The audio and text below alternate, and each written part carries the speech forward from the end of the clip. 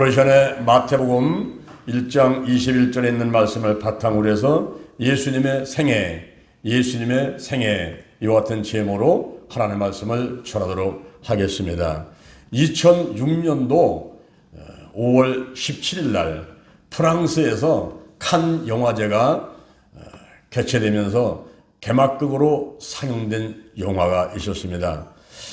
그날을 기점으로 해서 온 세계에서 개봉된 영화의 이름은 다빈치 코드라는 영화였습니다. 브라운이라는 사람이 소설을 썼는데 그 소설을 영화로 만든 것이었습니다. 이 다빈치 코드에서는 예수님의 결혼 생활에 대해서 다루고 있었습니다. 예수님이 결혼을 했다고 이제 가상조다가 소설을 쓴 거죠. 그리고 그 아내가 막달라 마리아였습니다. 막달라 마리아는 예수님께서 7 귀신을 쫓아내 주신 여인이었습니다. 고마워서 십자가에 못 박혀 돌아가시는 그 순간까지 갔고, 그리고 부활도 첫 번째 예수님의 부활을 본 여인이 막달라 마리아였습니다. 그 막달라 마리아하고 결혼을 했다고 주장을 하는 거예요. 그리고 자녀가 있었다. 이런 가상적인 소설을 써가지고 그것이 영어로 만들어진 다빈치 코드. 이것은 새빨간 거짓말이었던 것입니다. 여러분이 만우절 4월 1일 날이 만우절인데 만우절은 거짓말하는 날로 알고 있지 않습니까? 미국의 샌드에이고 허풍박물관에서 그 만우절 때 아주 그럴듯한 거짓말을 해가지고 사람들을 깜빡 속인 10가지를 선정했어요. 근데 그 중에서 1등이 스위스에 있는 농부들이 스파게티를 나무에서 따가지고 스파게티 요리하는 것을 거짓말로 이렇게 영상을 제작해가지고 방영을 했는데 그것이 이제 1등이다. 이렇게 나왔습니다. 여러분이 생각해도 얼마나 그게 어처구니 없는 주장입니까? 나무에서 우리로 말하면 국숫가락을 뽑아낸다는 거예요. 나무에서 국수가 열려가지고 그걸 떼가지고 국수를 한다. 그렇게 주장을 한 거짓말 영상이 있는데 이제 그것이 만우절 날 가장 사람들을 속였고 웃겼다. 그래가지고 1등으로다가 이제 선정이 됐는데 이 다빈치 코드라는 영화는 그 만우절 때에 스위스 농부들이 나무에서 우리로 말하면 국숫가락, 그 스파게티 가락을 따는 것을 수확하는 것을 이야기하는 그거보다도 더 아주 10배, 100배, 1000배 더 거짓말인 것입니다. 그런데 이러한 새빨간 거짓말을 사람들이 관심을 갖고 그 책이 불티나게 팔려가는데 다빈치 코드라는 책이 4천만 권 이상이 팔리게 되고 우리나라에서도 138주 약 3년간 정도 베스트셀러 자리를 누리고 있었다는 겁니다. 그러니까 사람들이 거짓에 거기에 유혹을 받고 놀아나게 된 것인데 오늘날 우리가 신앙생활을 하면서 이 목회를 하고 치유생활을 하면서 예수님이 누구신가? 예수님이 누구신가? 진짜 예수님이 누군가? 그냥 양의 탈을 쓰고 내가 예수다, 내가 그리스도다 하고 나타난 그런 사람들 말고 진짜 예수가 누군가? 우리가 예수를 제대로 믿어야 천국 백성이 되는데 진짜 예수가 누군가? 이것을 우리가 알 필요가 있는 것입니다. 오늘 제가 예수님의 생애에 대해서 3가지 말씀을 교도합니다. 예수님의 탄생, 예수님의 죽음, 예수님의 부활 이렇게 3가지 말씀을 자세히 드리려고 합니다. 먼저 첫째 예수님의 탄생입니다. 예수님이 이 땅에 인간의 몸을 입고 오신 분인데 예수님께서 이 땅에 인간의 몸을 입고 오신 것을 인카네이션, 성육신 이렇게 얘기를 합니다. 그러면 예수님께서 이 땅에 오시기 전에는 어디서 무엇을 하셨습니까? 창세기 1장 26절에 보니까 하나님이 가라사대 우리의 형상을 따라 우리의 모양대로 우리가 사람을 만들고 그로 바다의 고기와 공중의 새와 육축과 온 땅과 땅에 움직이는 모든 것을 다스리게 하자 하시고 하나님의 자기 형상 곧 하나님의 형상대로 사람을 창조하시되 남자와 여자를 창조하시고 그들에게 복을 주시며 그들에게 이르시되 생육하고 번성하여 땅에 충만하라 땅을 정복하라 바다의 고기와 공중의 새와 땅에 움직이는 모든 생물을 다스리라. 요한복음 1장 1절 이하에 보니까 태초에 말씀이 계시니라. 이 말씀이 하나님과 함께 계셨으니 이 말씀이 곧 하나님이시니라. 만물이 그로 말미암아 지은 바 되었으니 지은 것이 하나도 그가 없이 된 것이 없느니라. 말씀이 육신되어 우리 가운데 거함에 우리가 보니 아버지의 독생자의 영광이요 은혜가 진리가 충만하더라 하겠습니다. 예수님이 인간의 몸을 입고 이 땅에 오시기 전에 천지 만물을 만들 때에 성부, 성자, 성령님 삼위일체 하나님이 함께 하셨고, 그리고 인간을 만들 때 성부, 성자, 성령님 우리의 형상을 따라 우리의 모양대로 우리가 사람을 만들고, 그때 그 우리가 바로 성부, 성자, 성령님 삼위일체 하나님을 말하기 때문에 예수님은 이 땅에 인간의 몸을 입고 오시기 전에 바로 천지 만물을 하나님과 더불어서 창조하고 사람을 창조하고 하는 일을 했다라고 볼 수가 있는 것입니다. 그러면 왜 성자 하나님께서, 예수님께서 인간의 몸을 입고 이 땅에 오셨습니까? 그냥 하늘나라에 계시지 왜 인간의 몸을 입고 이 천한 모습으로 오셔가지고 십자가 못 박혀 돌아가시면서 고생했을까요? 하나님 아버지의 약속을 성취하기 위해서 오신 것입니다. 창세기 3장 15절에 너로 여자와 원수가 되게 하고 너의 후손도 여자의 후손과 원수가 되게 하고 여자의 후손은 너의 머리를 상하게 할 것이고 너는 그의 발꿈치를 상하게 하리라. 이렇게 창세기 3장 15절에서 하나님의 약속이 있었습니다. 그 약속을 성취하기 위해서 우리 예수님께서 인간의 몸을 입고 이 땅에 오신 것입니다. 또한 하나님을 본 사람이 없습니다. 그때 하나님을 계시하기 위해서 예수님이 오셨는데 요한복음 14장 9절에서 나를 본 자는 아버지를 보았거늘 어찌하여 아버지를 보이라고 하느냐. 하나님을 계시하기 위해서 예수님이 인간의 몸을 입고 이 땅에 오신 것입니다. 더 나아가서는 죄를 없게 하려고 아담과 하와가 지은 원죄, 알게 모르게 짓는 자범죄, 이 죄를 싹 씻어가지고 사함해 주시기 위해서 예수님께서 이 땅에 오신 것입니다. 히브리서 9장 26절 단번에 제사로 드려 죄를 없게 하려고 세상 끝에 나타나셨느니라. 그리고 마귀의 일을 멸하시기 위해서 예수님이 인간의 몸을 입고 이 땅에 오신 것입니다. 요한 1서 3장 8절 죄를 짓는 자는 마귀에게 속하나니 마귀는 처음부터 범죄함이니라. 하나님의 아들이 나타나신 것은 마귀의 일을 멸하러 함이니라.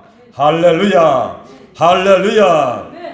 제가 할렐루야 하면 여러분은 아멘 하셔야 돼요. 할렐루야는 여호와를 찬양하라 하는 건데 아멘은 맞습니다, 그렇게 해야 됩니다, 그게 옳은 소리입니다, 이게 아멘이란 말이에요. 할렐루야, 할렐루야, 아멘. 그러면 여러분의 마음이 활짝 열리면서 이 말씀이 레마가 돼가지고 여러분의 마음속에 들어간단 말이에요. 지금 이 시간 하시는 말씀으로 쑥쑥 들어간단 말이에요. 그래야 믿음이 쑥쑥 자라죠. 그냥 눈만 껌뻑껌뻑하고 있다가 가면은 말씀이 하나도 안 들어와가지고 믿음이 안 자라요. 할렐루야. 이렇게 이제 이 예수님께서 인간의 몸을 입고 이 땅에 오신 것이 아버지를 계시하기 위해서, 하나님 아버지의 약속을 성취하기 위해서, 죄를 없애려고, 그리고 마귀의 일을 멸하려고 예수님께서 이 땅에 오신 것입니다. 그 성육신을 영어로 말하면 인카네이션, 성육신, 인간의 몸을 입고 이 땅에 오셨다, 이렇게 말씀하고 있는 것입니다. 예수님이 이 땅에 탄생하실 때는 신비한 일 3가지가 있었습니다. 여러분도 어머니 뱃속에서 태어나셨죠? 또 자녀도 낳지요? 근데 예수님이 탄생하신 것은 우리가 이 땅에 태어났거나 자식을 낳는 그런 일과는 좀 차원이 다른 일이었어요. 예수님이 이 땅에 태어나실 때에 마태복음 1장 18절에 보니까 성령으로 잉태하셨다 그랬습니다. 이 예수님의 아버지는 요셉이요, 어머니는 마리아입니다. 이분들이 약혼을 했어요. 정혼을 했습니다. 법적으로는 부부가 되었습니다. 그런데 잠자리를 함께 하지 않았습니다. 근데 어느 날 자기 부인의 배가 불러오는 거예요. 세상에 이럴 수가, 세상에 이럴 수가. 잠자리를 한 번도 안 했는데 결혼할 사람이, 약속한 그 사람이 배가 불러오니 이게 얼마나 기가 막힌 일입니까? 인격체이신 성령께서 신적 능력을 능동적으로 발휘해서 그 여인의 몸속에 태아가 있게 만드신 겁니다. 성령으로 잉태된 것입니다. 그런데 요셉은 그걸 알 수가 없잖아요. 저 여자가 어떤 남자하고 바람을 펴가지고 벌써 배가 불러오는가. 그때 만약에 요셉이 법정에다가 고소를 해버리면은 그 여인은 돌에 맞아 죽게 돼 있단 말이에요. 그런데 요셉은 의로운 사람이라 자기하고 약혼한 사람이 돌에 맞아 죽는 것을 원치는 않았어요. 그래서 조용히 끊고자 마음의 결심을 내리고 있는데 어느 날 밤에 잠을 자는데 꿈에 주의 사자가 나타났습니다. 내 아내 마리아 데려오기를 무서워 말라. 그가 잉태된 것은 성령으로 된 것이니 아들을 낳을 것인데 이름을 예수라 하라. 그래서 요셉이 믿음 갖고 그 아내를 데리고 왔는데 성령으로 잉태되어 태어났습니다. 또 한 가지는 여자의 후손으로 여자에게서 나게 하시고, 누구나 다 여자에게서 나왔지 남자에게서 나왔습니까? 이 말은 무슨 말이냐면은 남자와 잠자를 같이 하지 않은 상태에서 처녀의 몸에서 아기가 태어났단 말이에요. 이사야 7장 14절 처녀가 잉태하여 아들을 낳으리니 그 이름을 임마누엘이라 하리라. 예수님 탄생하기 전에 700년 전에 이사야라는 선지자가 처녀의 몸속에서 예수님이 메시아가 태어난다 하는 것을 예언을 해놓고 있습니다. 그 예언이 그대로 이루어져서 예수님께서 동정녀 마리아의 몸속에서 성령으로 잉태돼가지고 남자의 피를 받지 아니하고 태어나게 되었습니다. 갈라디아서 4장 4절에 때가 참에 하나님이 아들을 여자에게서 나게 하시고 이게 무슨 말입니까? 소경이 소경을 인도할 수가 없습니다. 죄인이 죄인을 구원할 수가 없습니다. 그래서 예수님은 죄가 없고 흠이 없는 분으로 남자의 피를 받고 태어난 것이 아니라 성녀로 잉태되어서 동정녀 마리아 몸속에서 태어나게 하셨다 하는 것입니다. 바로 저와 여러분의 죄를 다 씻어주시기 위해서 죄 없고 흠 없는 분으로 이 땅에 오셨다 하는 것을 말씀해주고 있는 것입니다. 그 다음에 베들레헴에서 태어나셨습니다. 베들레헴에서 태어나신다는 것이 이미 미가 선지자를 통해서 700년 전에 예언이 다 되어 있었습니다. 성경의 미가서 5장 2절에서 베들레헴 에브라다야 너는 유대 고을 중에 작을지라도 이스라엘을 다스릴 자가 내게로 나올 것이니라. 그 베들레헴은 떡집이라는 의미를 갖고 있는데 예수님은 요한복음 6장 35절 생명의 떡이십니다. 산 떡이십니다. 하늘로서 내려온 떡이십니다. 근데 예수님께서 떡집을 의미하는 베들레헴에서 탄생하게 되었습니다. 이게 놀라운 기적이라는 거예요. 왜냐하면 그 당시에 예수님의 어머니하고 아버지는 갈릴리 나사렛에서 살고 있었습니다. 지금으로 말하면은 저 서울에서 살고 있었단 말이에요. 우리를 말한다면은 서울 동네에 살고 있는데 어떻게 대전에 와가지고 예수를 낳습니까? 서울부터 떨어지는 거리가 대전만큼 떨어진 거기 와서 예수님이 탄생하셨는데 어떻게 여기 와서 탄생을 하는 거예요? 그 나라 로마 황제가 가이사 아구스도인데 이 가이사 아구스도가 호적을 하라고 명령을 내렸습니다. 그 명령이 14년에 한 번씩 호적을 하는 인구조사를 하는 명령이었던 것이에요. 나사렛에서 부모들이 살고 있는데 자들의 고향은 베들레헴입니다. 우리를 말한다면 서울에 살고 있는데 대전이 고향이에요. 대전에 와가지고 호적하러 내려온 겁니다. 내려왔는데 사람들이 많이 와가지고 여관에 가서 잘 곳이 없어요. 여인숙도 여관도 뭐 장급도 호텔도 들어갈 데가 없는 겁니다. 그래서 마구간 빌려가지고 그곳에서 하루 종일 자는데 그때 예수님이 태어나시게 되는 거예요. 할렐루야 할렐루야. 제가 할렐루야 그러면 여러분 어떻게 한다 그랬어요? 아멘. 근데 금방 까먹으면 어떻게 합니까? 할렐루야. 여러분 보세요. 이렇게 이제 예수님께서 탄생 신비 세 가지가 있는데 그 한 가지는 성령으로 잉태됐습니다. 여자에게서 나왔습니다. 그리고 베들레헴에서 태어나셨습니다. 예수님이 공생애를 준비하기 위해서 이제 태어나고 자라시게 되는데, 예수님이 태어나신 것은 누가복음 2장 1절에 보니까, 누가복음 2장 1절에 예수님이 탄생하실 때에 가장 먼저 소식을 들은 사람이 있었습니다. 누가 가장 먼저 소식을 들었을까요? 그 소식을 들은 사람들이 밤에 양떼를 지키는 자들, 깨어서 자기 양떼를 돌보면서 지키는 자들, 목자들이 가장 먼저 예수님 탄생 소식을 듣게 되는 것입니다. 천군 천사가 나타나서 찬송을 부릅니다. 지극히 높은 곳에서는 하나님께 영광이요, 땅에서는 기뻐하심을 입은 자들의 가운데 평화로다 하면서 찬송을 부르면서 예수 탄생 소식을 듣게 되었습니다. 교회에서는 요즘에는 새벽송을 잘 돌지 않습니다만은, 옛날에는 크리스마스 이브날 우리가 각 집회를 다니면서 빛보다 구주 오셨네, 이 찬송을 부르게 되면은 그 안에서 이제 수인이 뭐 사탕에다가 과자 말아놨다가 그거 내주게 되면 그거 모아가지고 12월 25일 날 크리스마스 날 참 뭐 교회학교 아이들한테 나눠주고 그렇게 했지 않습니까? 이제 예수님 탄생하신 것을, 그 소식을 알리는 거죠. 새벽송을 통해서 알리는데, 천군 천사가 밤에 양떼를 지키는 목자들에게 가장 먼저 소식을 알리면서 찬송을 했습니다. 그 이후에 예수님께서 헌신 의식을 이제 통과를 하시게 되는데, 레위기 12장 3절에 보면은 할례를 받습니다. 할례는 난 지 8일 만에 받는 것이고, 레위기 12장 4절에 보니까 산의 아이가 태어났으면은 33일이 지나야지 깨끗하게 되는 거예요. 33일이 지난 다음에는 번제와 속죄제를 드려가지고 그 자녀를, 그 아들을 하나님께 드리는 것이요. 그것은 바로 이스라엘 백성들이 애굽에 있을 적에, 그 애굽을 탈출 나올 때에 장자의 재앙 가운데서 좌우석제인방에 짐승의 피를 바른 것은 죽음이 유언했지 않습니까? 그때 장자 재앙에서 살아난 것, 그것을 기념해서 장남은 하나님께 드리는 거예요. 예수님이 요셉과 마리아의 장남입니다. 장남을 하나님께 드리는 헌신 의식을 하게 됐다 하는 것입니다.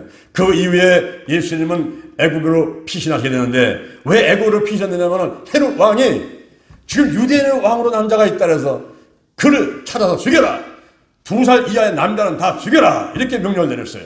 잘못했으면 예수님이 돌아가실 뻔했죠. 그래서 예수님을 살리기 위해서 애굽으로 피신하는데, 그때 그 명령이라 가지고 죽은 아이들이 14,000명 정도 된다 하는 통계가 보고가 되고 있습니다. 이렇게 예수님께서 유아기 때 이렇게 이제 태어나시고, 그리고 할례를 받으시고 정결 예식을 하시고 애굽으로 피신하셨다가 자라게 되는데, 하나님이 함께 하셔서 사랑스럽고 키가 자라고 잘 자라게 되었습니다.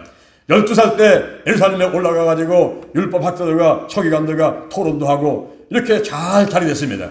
그러다가 이제 청년이 됐는데, 예수님이 30살까지는 아버지가 목수일을 하기 때문에 아버지를 도와서 목수일을 했을 거라고 이렇게 우리가 추측을 해보는 것입니다. 그러다가 이제 예수님께서 공생에 이 땅에 오신 그 목적대로 사역을 하시기 위해서 준비를 하셨는데, 그 준비가 요단강가에 가가지고 침례를 받는 것이었습니다. 대전신림교에서 8월 15일만 되면은 저 호코빼기 가가지고 거기서 우리가 맞은 식사도 하고 예배도 드리고, 그리고 물속에 쑥 들었다 나오는 침례도 하지요. 그와 같이 요단강에서 예수님께서 물속에 쑥 들었다 나오시는 침례를 받게 되었습니다. 그럴 때에 하늘문이 열리고 성령이 비둘기같이 임하면서 내 기뻐하는 자요, 내 사랑하는 아들이다, 이런 하나님의 음성이 들리게 되었습니다. 그 이후에 예수님께서는 마귀한테 3가지 시험 받기 위해서 40일간을 금식하신 다음에 광야로 가셔서 마귀의 시험을 받으십니다. 마귀가 다가가가지고 시험을 합니다. 유혹합니다. 40일간 금식한 예수님한테 이 돌을 명해서 떡을 만들어 봐라, 이 돌을 명해서 떡을 만들어 봐라, 이게 얼마나 잔인한 요구입니까? 지금 40일 금식해가지고 바로 앞에 뒤에 이 백가죽이 붙을 정도가 그렇게 배고파 있는 사람한테 떡을 만들어 보라니까 예수님이 그걸 하실 수 있는 분이죠. 그래서 예수님이 거기 안 넘어가십니다. 안 넘어가시고 신명기 8장 3절에 있는 말씀을 바탕으로 해서 사람이 떡으로만 살 것이 아니라 하나님의 입으로 나오는 모든 말씀으로 살 것이니라, 이렇게 마귀를 쫓아내버렸어요.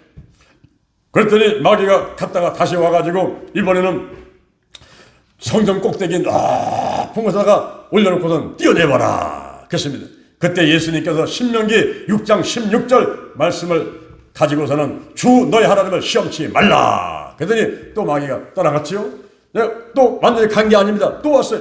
또 와가지고 예수님을 데리고 높은 산에 올라가가지고 천하만국의 영광을 보여주면서 나한테 절을 하면 모든 걸 다 주겠다라고 유혹을 합니다.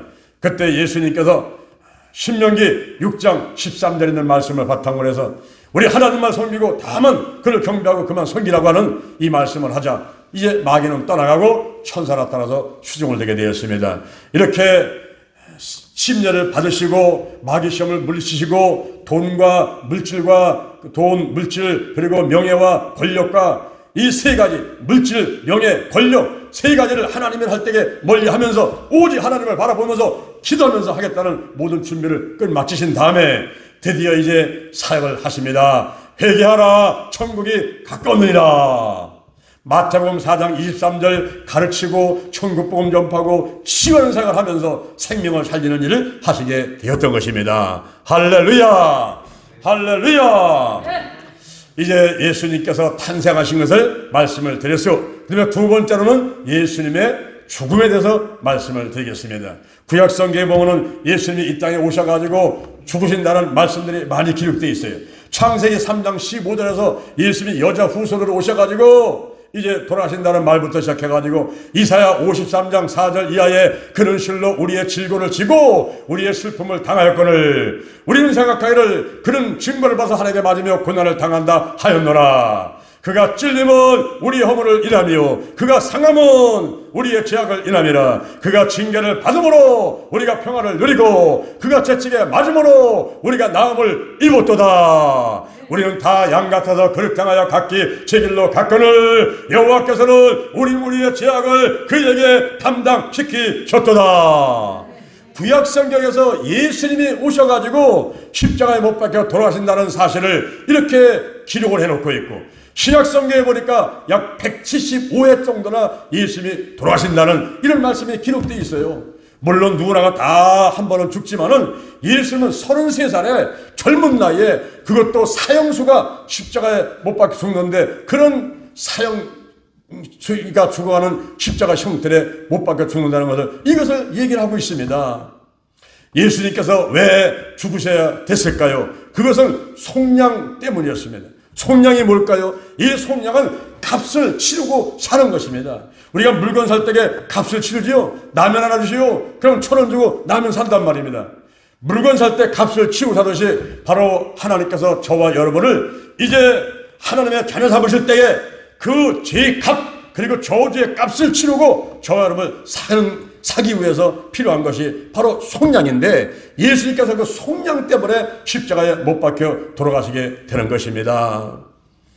창세기 3장 17절에 보니까 아담과 하와가 가진 원죄 그 원죄의 값을 치르기 위해서 예수님께서 십자가에 못 박혀 돌아가시는 것이고 그 다음에 신명기 28장 15절 신명기 28장 15절의 율법의 저주에서 우리를 구원하기 위해서 값을 치르기 위해서 십자가에 못 박혀 돌아가시는데 그 십자가란 나무가 신명기 21장 23절 신명기 21장 23절 그 십자가가 저주의 나무다라고 말하고 있는 것입니다. 마태복음 20장 28절 마태복음 20장 28절 자기 생명을 대속물로 주러 오셨다 하는 것입니다. 이렇게 속량하기 위해서 값을 치르고 저와 여러분을 지옥 갈 운명들을 이제는 천국 백성 삼기 위해서 값을 치르고 사기 위해서 예수님께서 오셨다 하는 것입니다. 그리고 십자가 못 박혀 돌아가시게 되는 것입니다. 더 나아가서는 직접 하나님을 만나게 하기 위해서 우리가 바로 한 사람 한 사람이 제사장이 돼서 직접 하나님을 만나게 하기 위해서 예수님께서 십자가에 못 박혀 돌아가신 것입니다. 예수님이 십자가에 못 박혀 돌아가기 전에 그 전에 사람들은 짐승을 잡아가지고 그 피를 내서 1년에 한 번만 대제사장이 성소에 들어가서 피를 뿌리면서 백성들의 죄를 사함받고 하나님을 만나게 됐던 것입니다. 그런데 오늘날 우리들이 똑같이 그렇게 한다면 지금도 여러분은 양을 한 마리 끌고 와야 되고 염소를 한 마리 끌고 와야 되고 그걸 가지고 와서 잡아가지고 여러분 다 오는 것도 아니고 대피 한 사람이 들어가가지고 제사를 받는다면 이게 얼마나 불편하겠습니까? 그래서 시브리서 9장 12절 시브리서 9장 12절에서 염소와 송아지 피로 하지 아니하고 오직 자기 피로 영원한 속죄를 이루사 한 번에 성소에 들어가게 하셨느니라. 예수님께서 십자가에 못 박혀 돌아가심으로 인해서 예수의 피, 그 예수의 피를 바르고 뿌리고 씻어내고 쏟아붓고 예수의 이름으로 하나님 앞에 얼마든지 나와가지고 하나님 앞에 우리의 소원들, 기도 제목들 놓고 기도하게 되고 예배드리면서 하나님 만나게 되고 이런 놀라운 일이 선물로 주어지게 된 것입니다. 할렐루야, 할렐루야. 이렇게 이제 예수님께서 십자가에 못 박혀 돌아가신 그 결과는 무엇입니까? 예수가 십자가에 못 박혀 돌아가실 때에 요한복음 19장 30절에서 다 이루었다, 다 이루었다. 이 다 이루었다는 것은 그 당시에 많은 백성들이 일상생활 가운데 쓰던 말이었습니다. 다 이루었다. 테텔레스 다이, 다 이루었다. 종들이 사용을 했는데 주인님이 시키신 일을 다 했습니다. 테텔레스 다이, 그런 말이었습니다. 예수님의 십자가에 못 박혀 돌아가시면서 다 이루었다, 테텔레스 다이라고 외치는 것은 하나님 아버지께서 저에게 하라고 한 일을 다 마치고 하나님께 갑니다, 다 했습니다, 이렇게 보고를 드린 것입니다. 그 당시에 화가들이 사용을 했습니다. 화가가 그림을 그린 다음에 한 발 뒤를 물러나가지고 다 이루었다, 테텔레스 다이, 그림을 다 그렸다, 이런 뜻이었습니다. 바로 예수님께서 구약의 미완성을 신약에 와서 완성시키시고 내가 그림을 완성했다, 다 그렸다, 이렇게 외치실 것입니다. 그 당시에 제사장들이 사용을 했습니다. 염소를 끌고 옵니다. 양을 데리고 옵니다. 비둘기 갖고 옵니다. 그러면 조사를 해보는 것입니다. 어디 잘못된 것이 없나, 흠 있는 것이 없는가. 그래서 흠 없으면은 테텔레스 다이, 흠 없는 제물이다, 이렇게 판정을 하게 되었던 것입니다. 바로 예수님께서 다 이루었다 하실 때 나는 화목제물로 흠 없고 죄 없는 제물이었다, 이렇게 외치시게 된 것입니다.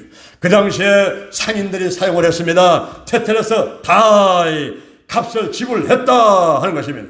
우리가 가게 가가지고 라면을 사러 갑니다. 이 라면 얼마입니까? 예, 1,000원입니다. 1,000원을 딱 주니까 딱딱딱딱딱 영수증을 주는데 그 영수증이 바로 다 이루었다, 테텔레스 다이라는 뜻을 가지고 있습니다. 너는 값을 지불했으니까 라면을 가지고 나가도 도둑이 아니다, 이런 뜻인 것입니다. 영수증이 없이 돈을 안 내고 라면을 갖고 나오게 되면 도둑으로 몰려가지고 30배, 50배 벌금을 물고 그리고 감옥에 가게 된단 말입니다. 그런데 값을 지불했어요. 영수증을 받았어요. 돈을 1,000원을 냈어요. 그러면 더 이상 그 라면은 그 가게 주인 것이 아니고 내 것이죠. 이제 내가 당당하게 값을 치렀기 때문에 내 것입니다. 바로 하나님께서 값을 치렀기 때문에 저와 여러분은 하나님 것이 되는 것입니다. 할렐루야. 베드로전서 2장 9절에 너희는 택하신 족속이요 왕같은 제사장이요 거룩한 나라요 그의 소유된 백성이다, 하나님 것이다, 이렇게 말씀하고 있는 것입니다. 이렇게 이제 예수님께서 십자가에 못 박혀 돌아가시면서 다 이루었다, 다 이루었다, 그래서 값을 치르고 우리는 하나님의 소유가 되어버렸습니다. 그 이후에 우리에게 오신 선물은 무엇입니까? 우리에게 주어진 혜택들은 무엇입니까?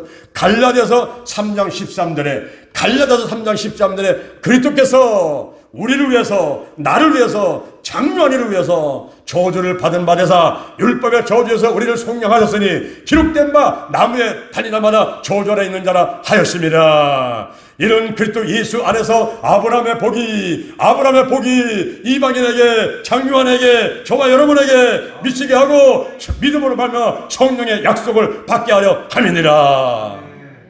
창세기 12장 1절 이하에서 아브라함에게 준 복은 어떤 복입니까? 큰 민족을 이루게 하고 이름이 창대케 되리라. 복의 근원이 되고 모든 땅의 족속이 너로 인해서 복을 받게 되고 너를 저주하는 사람은 저주가 임하고 너에게 축복하는 사람은 복이 임하게 된다는 이 놀라운 아브라함의 복이 예수를 믿고 나니까 바로 저와 여러분에게 임하게 되었습니다. 아멘. 이 놀라운 선물이죠. 그리고 믿음으로 말미암아 성령의 약속을 받게 하려 함이니라. 내가 믿음 갖고 기도하는 가운데 성령의 불이 확 임하게 되고 막 방언을 하게 되고 예수가 믿어지게 되고 열정이 생겨서 전도하지 않고는 가만히 있을 수가 없는 이런 상태가 되어버리고 상급이 쌓여야 되고 하나님 영광 받으시고 할렐루야, 할렐루야, 이런 놀라운 일, 좋은 일이 있게 되는 것입니다. 이제 세 번째 예수님의 부활을 알아보도록 하겠습니다. 부활이란 무엇일까요? 이 부활은 요한복음 6장 39절 죽었다가 살아나는 것인데, 고린도 전서 6장 14절에 하나님의 능력으로 다시 사는 것을 말한 것입니다. 누가복음 20장 36절, 누가복음 20장 36절, 죽었다가 살아났다가 다시는 죽지 않게 되는 것이 부활인 것입니다. 그러므로 지금 인류 역사상 가운데 부활하신 분은 오직 예수 그리스도 한 분밖에 없어요. 예수 그리스도만 부활하셨지 아무도 부활한 사람이 없습니다. 죽었다가 살아났다 해서 부활한 게 아니에요. 나사로가 뭐 나인성 가부 딸이 뭐 야이로의 딸이 죽었다가 살아났다 하더라도 그 사람들 보고 부활했다고 하지 않습니다. 부활이라는 것은 죽었다가 살아났다가 다시는 죽지 않게 되는 것이 부활이기 때문에 인류 역사상 가운데 오직 예수님만이 부활을 하신 것입니다. 그러면 이 부활의 특징은 뭘까요? 부활의 특징은 육체의 부활인 것입니다. 육체의 부활입니다. 요한복음 20장 24절, 요한복음 20장 24절, 도마가 없을 때 부활하신 예수님이 제자들을 찾아왔어요. 그리고 왔다가 가시니까 도마가 들어오니까 다른 제자들이 야 도마야 도마야, 주님 오셨다 가셨어, 예수님 부활하셨어. 에이 거짓말하지 마. 내 눈으로 그 못자국을 보고 그 못자국에다 이 손가락을 집어넣어보고 내 손을 옆구리에 집어넣어보지 않고는 나는 믿지 않겠다. 그때 예수님이 그 말을 또 다 들으셨죠. 이제 8일이 지난 다음에 예수님이 다시 오셨습니다. 도마야 이리 오너라. 네 눈으로 내 못자국 봐봐. 네 손가락으로 내 여기 못자국에다 집어넣어봐. 네 손을 내 여기다 집어넣어봐. 그리고 믿음 없는 자가 되지 말고 믿는 자가 되거라. 그때 도마가 예수님 앞에 가서 엎드려가지고 나의 하나님이시며 나의 주님이십니다. 너는 나를 본고로 믿느냐? 보지 못하고 믿는 자들이 복되도다. 할렐루야, 할렐루야. 보지 못하고 믿는 자들이 복되도다 라고 말씀하셨습니다. 예수님의 부활은 육체의 부활인 것입니다. 우리가 가지고 있는 이 몸이 부활을 하는 거예요. 다시 살아나는 거예요. 그럴 때에 아유 목사님 어떻게 거짓말을 하세요? 우리 몸이 지금 화장을 해가지고 매장을 해서 다 썩어가지고 무덤 속에 있는데 그게 어떻게 일어난단 말입니까? 작년에 제 어머니 장례 치르면서 우리 아버지하고 합장하려고 그 무덤을 열었더니 아버지가 돌아가신 지가 47년이었어요. 47년 만에 무덤을 열었는데 그 아버지의 이 팔, 다리, 뼈들이 그냥 있더라고요. 아, 놀랐어요. 그래서 그 뼈를 잘 모아가지고 사람같이 이렇게 만들어가지고 이제 합장을 했거든요. 관을 새로 만들어가지고 해서 합장을 했는데 이 뼈가 그냥 있어요. 근데 어떤 사람은 화장을 해가지고 뼈를 바다라든가 강에다가 뿌리고 뭐 수목장 한다는 나무 밑에 뿌려버리고 없을 수가 있지 않습니까? 이거 어떻게 살아납니까? 우리 하나님은 죽은 자를 살리시고 없는 것을 있는 것 같이 부르시는 분이니까 그렇게 할 수 있다라고 우리는 믿는 것입니다. 또한 이 부활된 몸은 변화의 몸인 거예요. 몸이 변화가 되는 거예요. 고린도 전서 15장 42절, 고린도 전서 15장 42절에 보니까 죽은 자의 부활은 이와 같으니 썩을 것으로 심고 썩지 아니할 것으로 다시 살며 욕된 것으로 심고 영광스러운 것으로 다시 살며 약한 것으로 심고 강한 것으로 다시 살며 육의 몸으로 심고 신령한 몸으로 다시 사느니라. 여러분 여기 물이 있지 않습니까? 이 물이 하늘로 올라갈 수 있습니까? 이거 던지면요 이 물이 올라갔다 돈은 내려오지 하늘로 못 올라가요. 그렇죠? 우리 몸에 이게 하늘로 어떻게 올라갑니까? 못 올라갑니다. 1m 점프도 못 하는데요. 그런데 올라갈 수 있는 방법이 있단 말입니다. 변화가 된다는 거예요. 변화가 됩니다. 이 물을 변화시키는 거예요. 물을 끓입니다. 물을 끓여버리면 수증기가 되죠. 수증기가 올라갑니다. 올라가서 저 구름 위에 매달리는데 많이 모여서 무거워서 떨어지는데 날씨가 따뜻할 때 떨어지면 비가 오는 것이고 많이 떨어지면 소나기고 겨울에 추울 때 떨어지면 그게 우박이요 한방눈이요 진눈깨비요 이런 게 떨어진다 이 말이에요. 그게 다 H2O라는 물의 성분 아닙니까? 바로 우리의 몸이 변화가 되는 것입니다. 육의 몸이 있은즉 신령한 몸도 있느니라. 예수님이 육체 그대로 부활하셔가지고 제자들 앞에 나타났지만은 문을 열고 들어온 것이 아니라 그냥 나타났다가 그냥 사라지는 시공간을 초월하는 그런 몸이 됐단 말입니다. 바로 변화된 몸, 육체의 부활, 이것이 부활의 특징인 것입니다. 그러면 저와 여러분은 언제 부활합니까? 예수님만 부활해 계시고 우리는 언제 부활하는 겁니까? 예수 부활, 나의 부활인 것입니다. 요한복음 11장 25절, 요한복음 11장 25절, 나는 부활이요 생명이니 나를 믿는 자는 죽어도 살겠고 무릇 살아서 나를 믿는 자는 영원히 죽지 아니하리니 이것을 내가 믿느냐 믿느냐 믿느냐. 믿으시면 크게 한번 한번 해보세요. 아멘. 아멘 아멘. 여러분, 우리가 부활을 믿지 못한다면요, 여러분 여기 와서 앉아있는 거 아무 소용없는 짓인 거예요. 예수님의 죽음과 예수님의 부활을 믿지 못한다면 여러분이 아무런 소용이 없어요. 이 믿음이 헛것인 것입니다. 차라리 이 시간에 집에 있으면서 TV 보고 영화 보시고 바둑 두고 장기 두고 나시 여기 와서 앉아있는 것이, 이것이 헛수고란 말이에요. 예수님의 부활이 바로 나의 부활인 것을 믿으시기를 바랍니다. 아멘. 언제 부활하는 거예요? 언제?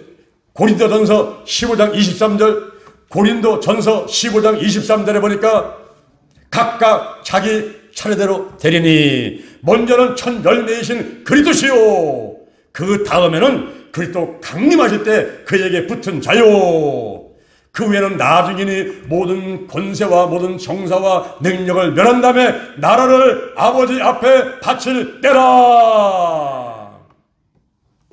대살로니가 전서 4장 16절 이하에 보니까 4장 6절 이하에 예수님께서 이제 공중 혼인잔치를 위해서 내려오세요. 공중제를 마십니다.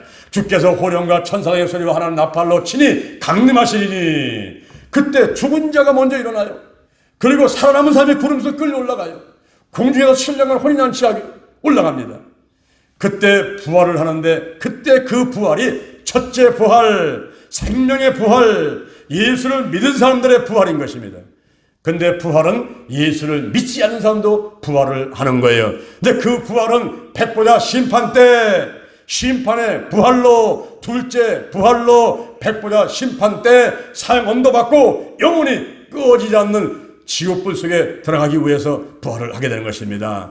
이렇게 두 가지 부활이 있는 가운데 저와 여러분은 이제 만약에 무덤 속에 있다면은 그때는 첫째 부활, 생명의 부활로 다시 살아나서 하나님과 더불어 영원토록 기쁘고 즐겁게 살게 되는 것입니다. 할렐루야. 오늘 여러분들이 예수님에 대해서 탄생과 죽음과 부활이라는 사실을 우리가 짧게 말씀을 드렸습니다. 이 말씀들을 가슴에 꼭 새기면서 여러분 예수님의 탄생, 예수님의 죽음, 예수님의 부활에 대해서 자세히 알고 많은 사람들에게 전해서 생명을 살리는 여러분 되기를 주님의 이름으로 축원을 드립니다. 아멘. 자, 여러분 가슴에 손 한번 얹어보세요. 우리가 마음으로 믿고 입으로 시인을 하는 것입니다. 제가 기도하는 것을 따라하시길 바랍니다. 하나님 아버지, 저는 죄인입니다. 어디에서 와서 무엇 때문에 살며 어디로 가는지 알지 못하고 방황하며 살아왔습니다. 오늘 이 시간 목사의 말씀을 듣고 믿음으로 내 가슴에 손을 얹었습니다. 십자가의 보혈로 나의 원죄와 자범죄를 깨끗하게 씻어주시옵소서. 나를 위해서 죽으시고 나를 위해서 부활하신 예수님을 구세주로 모셔드립니다. 지금부터 천국 갈 때까지 나와 함께하여 주옵소서. 나의 모든 질병을 치유해 주옵소서. 예수님의 이름으로 기도드립니다. 다시 한번 여러분 머리 한번 손 얹어보세요. 제가 짧게 기도하겠습니다. 여호와 하나님을 찬양합니다. 예수님 성령님을 찬양합니다. 오늘 이 시간에 머리에 손을 얹었사오니 성령의 기름을 부으시고 저를 선택해 주시고 하나님의 자녀로 삼아 주옵소서. 제 머리에 손을 얹었사오니 성령의 기름을 부으시고 성령의 권능을 입혀 주옵소서. 예루살렘 온 유대 사마리아와 땅끝까지로 복음을 전하는 복음 전도자로 삼아 주옵소서. 인정합니다. 환영합니다. 모셔드립니다. 오시옵소서. 임하소서. 더 강하게, 더 깊이, 더 충만하게, 더 뜨겁게 임하소서. 임하소서. 내 안에 계신 성령이여 넘쳐 흐르소서. 내 가족에게, 내 이웃으로, 한국으로, 세계로 넘쳐 흐르소서. 생각나게 하시고 가르쳐 주시고 인도하시고 주여 함께하여 주옵소서. 제게 복의 복을 더하여 주옵소서. 영적인 복, 건강의 복, 가정의 복, 일꾼의 복, 물질의 복을 내려 주옵시고 나의 지경을 넓혀 주시고 주의 손으로 나를 도와주셔서 환난을 벗어나 근심이 없게 하여 주옵소서. 영권, 인권, 물권, 영력, 지력, 재력, 도덕력, 정직, 성실, 근면, 충성, 온유, 겸손, 인내, 감사로 무장했습니다. 나사렛 예수 그리스도의 이름으로 면하니 죽음의 영, 우상의 영, 거짓의 영, 음란의 영, 미움의 영, 욕심의 영, 교만의 영, 의심의 영, 가난의 영, 저주의 영, 실패의 영, 질병의 영들이 다 드러나고 떠나갈지어다. 마귀와 사단, 악한 영들 다 드러나고 떠나갈지어다. 근심, 의심, 욕심, 염려가 다 끊어져라. 신뿌리, 가난, 나쁜 습관들, 영혼력, 환경의 모든 질병들이 다 드러나고 떠나갈지어다. 떠나갈지어다. 떠나갔다. 떠나갔다. 오늘이 내 인생의 절반이다. 오늘이 내 인생의 가장 젊은 날이다. 오늘부터 시작하여 여호와 하나님께서 나를 한국과 세계에서 크게 쓸 것이며 나와 함께 하신다. 만군의 여호와 하나님이 나와 함께 하시니 내가 점점 강성하여 가니라. 오늘이 현재요, 오늘이 선물이다. 오늘 예배드리고, 오늘 은혜 받고, 오늘 기도받고, 오늘 치유받고, 오늘 전도하고, 오늘 생명 살리고, 오늘 교회 부흥시키고, 오늘 하나님의 뜻에 절대 순종하자. 나부터 거룩하겠습니다. 거룩한 성도가 되자. 거룩한 교회가 되자. 거룩한 가정이 되자. 거룩한 나라가 되자. 좋은 일이 일어났습니다. 좋은 일이 일어났습니다. 좋은 일이 일어났습니다. 예수님의 이름으로 기도드립니다. 아멘. 할렐루야. 우리 하나님께 영광에 감사합니다.